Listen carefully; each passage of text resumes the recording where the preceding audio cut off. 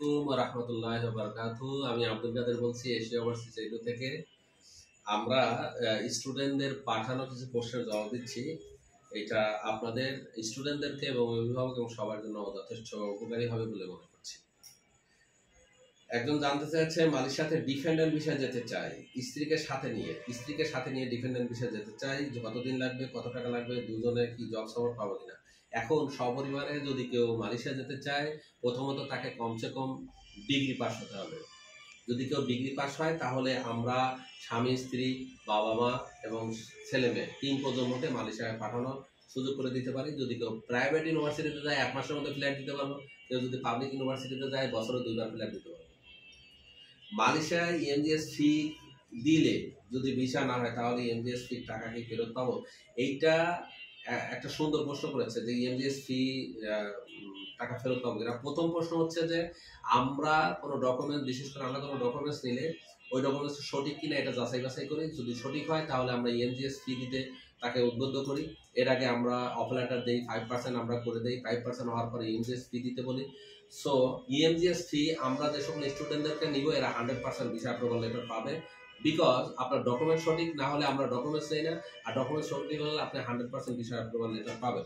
এরপর উনি যেহেতু জানতে চেয়েছেন যে ইএমজিএস ফি ফেরত দেয় কিনা, হ্যাঁ 868 রিঙ্গিত, 868 রিঙ্গিত রিফান্ডেবল।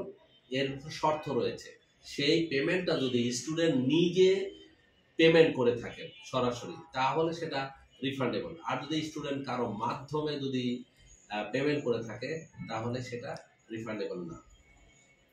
বা স্টুডেন্ট যদি এই পেমেন্টটা ইউনিভার্সিটির কাছে পেমেন্ট করে, ইউনিভার্সিটি পে করে, দেন ওটা রিফান্ডেবল। অনেক সময় স্টুডেন্ট তার চাচাতো ভাই, খালাতো ভাই, মামাতো ভাই দিয়ে বিভিন্ন ব্যাংক থেকে ট্রান্সফার করে, এই টাকাটা রিফান্ডেবল না।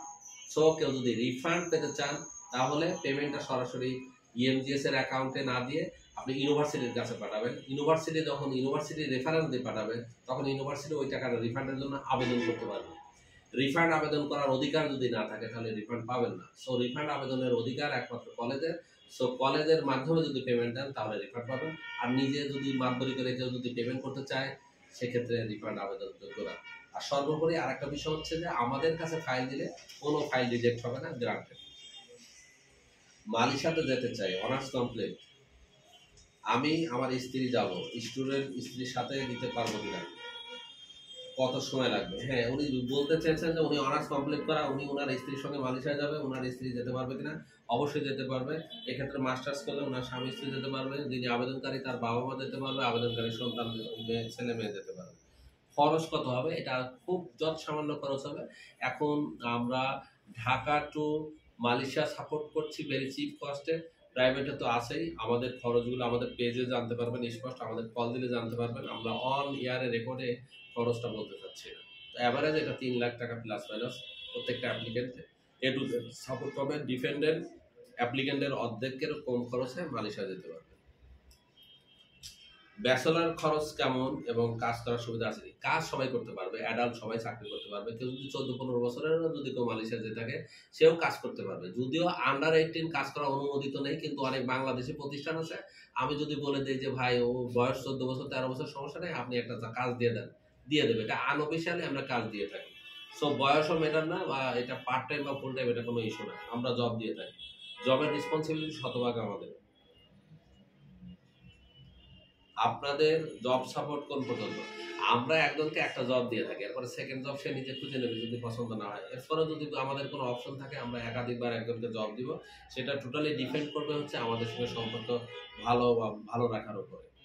স্বামী স্ত্রী ভাবি স্ত্রী সহ বাচ্চা যেতে চাচ্ছে, বাচ্চার বয়স 3 ও 5 বছর। এক বাচ্চাকে স্কুলে বিষয় গেলে মাও কি যেতে পারবে? ওইখানে গিয়ে 4 জনের খরচ কত? এখন একজন বলেছেন তার একটা বাচ্চা 3 বছর, একটা 5 বছর, ওনারা স্বামী স্ত্রী টোটাল 4 জন যেতে চায়। এখানে বাচ্চার বয়স যদি 3 বছর প্লাস হয়, অ্যাপ্রক্সিমেটলি যদি 4 বছর হয় তাহলে দুটো বাচ্চাকে স্কুলে ভর্তি করে বাবা মা দুজনেই যেতে পারবে। এক্ষেত্রে স্কুল কর্তৃপক্ষ তাদের দুটো বাচ্চার সঙ্গে মাকে ভিসা দেবে, বাবাকে ভিসা দেবে না। অনেকে জিজ্ঞাসা করে আমি দুটো বাচ্চা মানে বাবা মা দুজন ভিসা নিতে পারবো কিনা? নো, বাচ্চা দুটো হোক, বাচ্চা 4টা হোক, 5টা হোক, বাচ্চার সঙ্গে only single mother, single parents আবেদন করতে পারবে।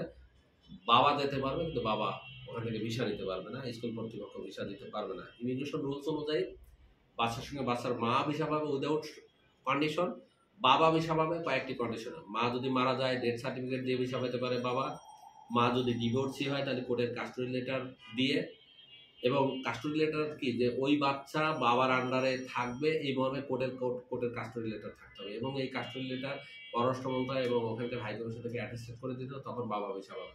তাছাড়া বিকল্প কোনো তৃতীয় কোনো রাস্তা নেই। ধন্যবাদ সবাইকে।